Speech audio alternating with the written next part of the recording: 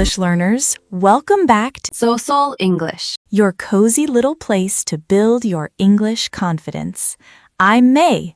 Hello, May, and hello, everyone. I'm Jay. How are you today, May?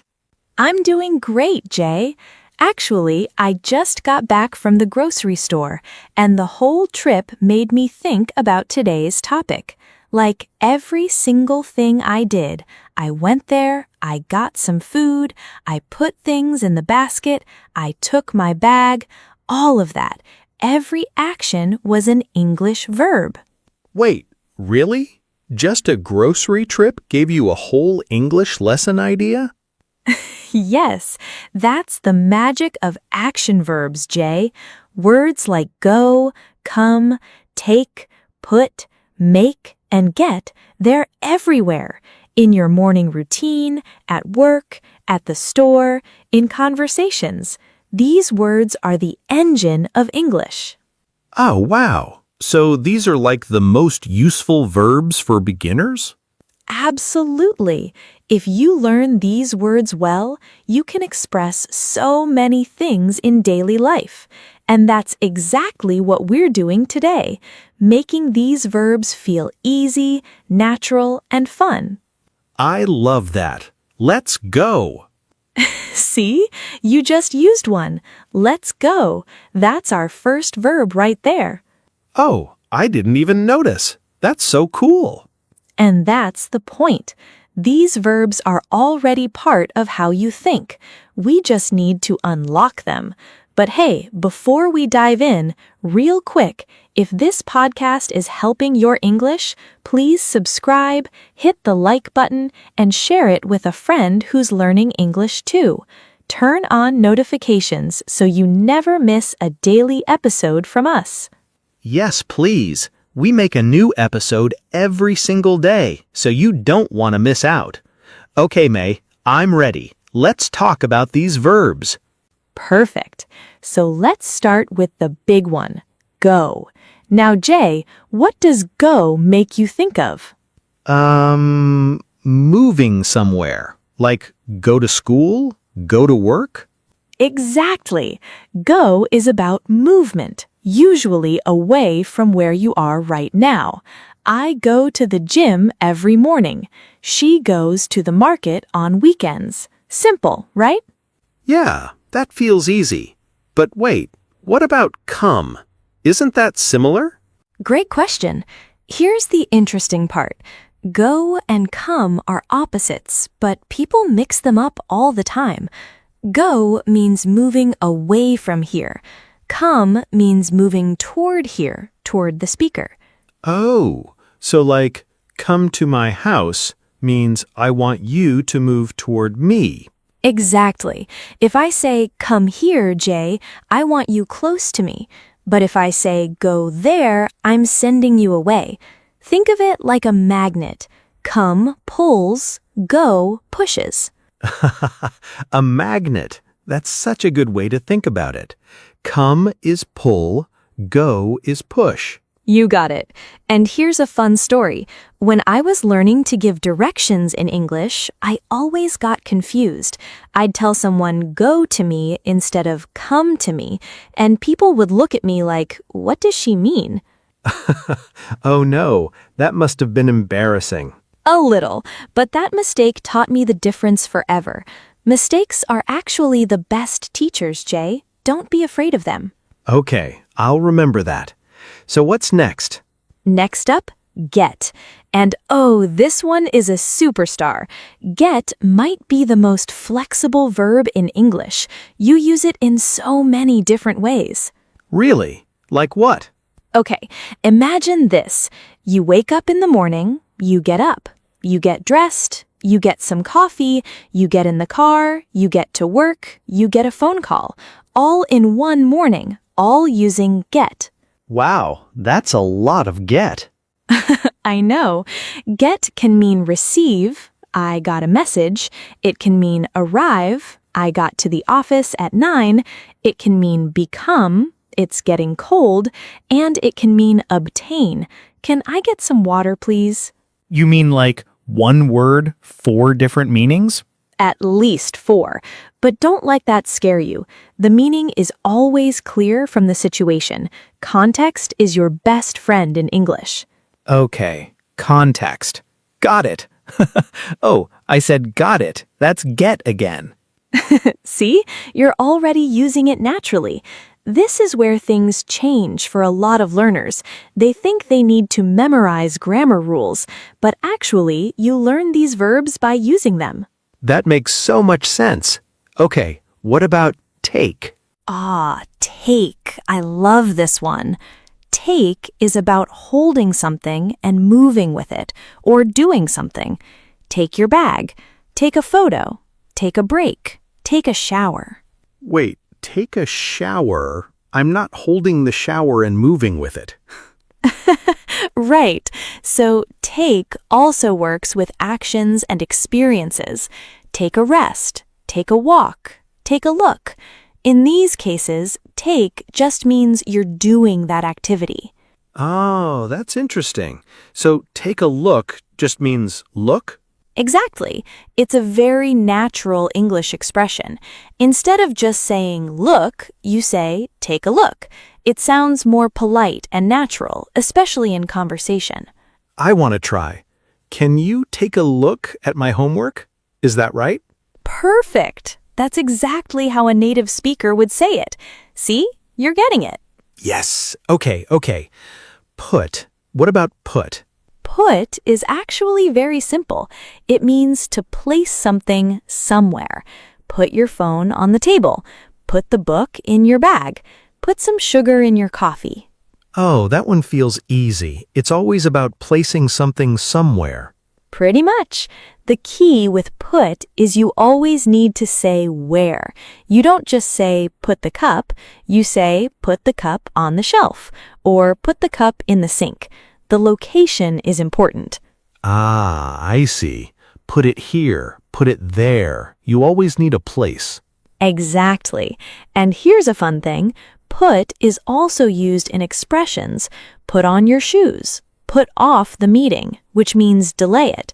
Don't put it off, just do it now. Wait, put off means delay. That's different from just placing something. Yes, when verbs combine with small words like on, off, up, down, they create phrasal verbs with new meanings. We'll do a whole episode on those sometime, but for now, just remember put on means wear or start, and put off means delay. Oh, I like learning these little extras. Okay, the big one, make. What does make mean? So, make is about creating or causing something. Make food, make a plan, make a mistake, make someone happy. You're producing or causing a result.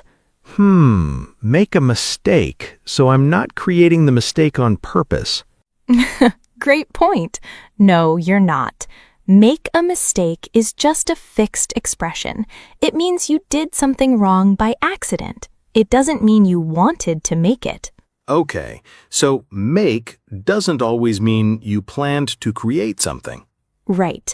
Make a noise, you caused noise. Make a mess, you caused a mess. It's about the result, not always the intention. And here's the interesting part. A lot of learners confuse make and do. They're both about actions, but they work differently. Oh yeah, when do we use do instead of make? Great question. Think of it this way. Do is for tasks and duties. Do your homework. Do the dishes. Do exercise. Make is for things you create or cause. Make dinner. Make a decision. Make friends. So, do homework, but make a plan? Yes, you do homework because it's a task. You make a plan because you're creating something. It takes practice, but that's the pattern. You know, this actually reminds me. I always said make exercise before, but it should be do exercise. Yes, a very common mistake. Don't worry, now you know. And every time you catch an old mistake, that's progress. Okay, I feel like I'm learning so much. Are there more verbs? A few more important ones, yes. Let's talk about bring and send. These are cousins of go and come, but for objects. Oh, what do you mean? Okay, imagine this. If I'm at home and I call you, I might say, "Can you bring me some water?" That means carry it and come to me. But if I say, "Can you send me the file?" I don't need you to come, just deliver it somehow. So bring is like you carry something and come here, and send is just making something arrive without you coming. Exactly.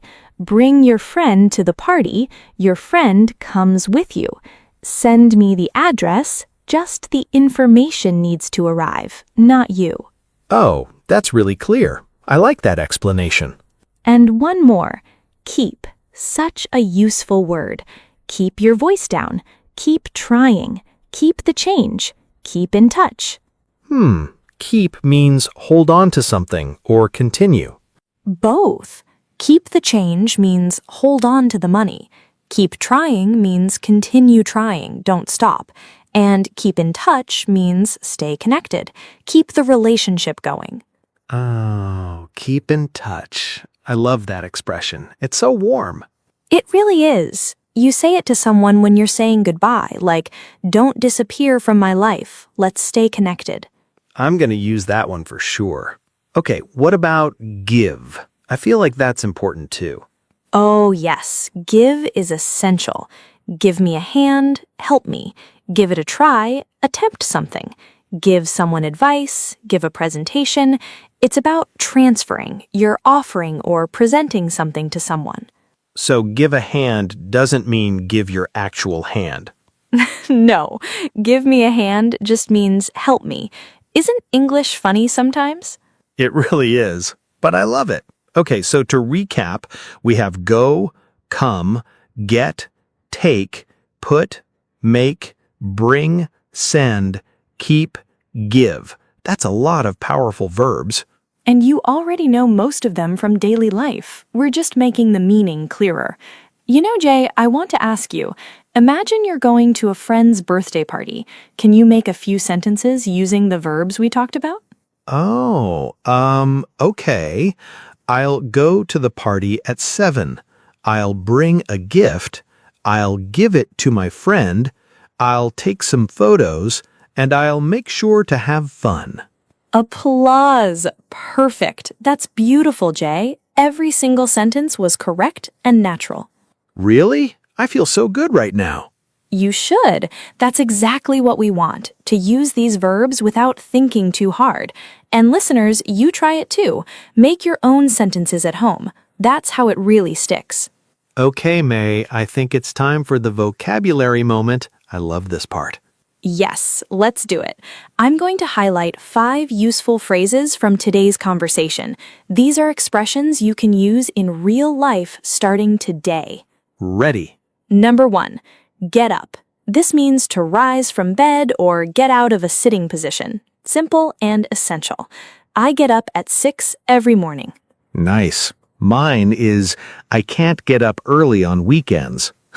That's very real for me. Very real. Number 2, take a break. It means to stop working for a short time and rest.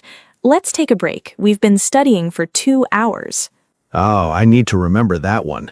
Hey, let's take a break and get some coffee. Perfect example. Number 3, make a decision. It means to choose something after thinking about it.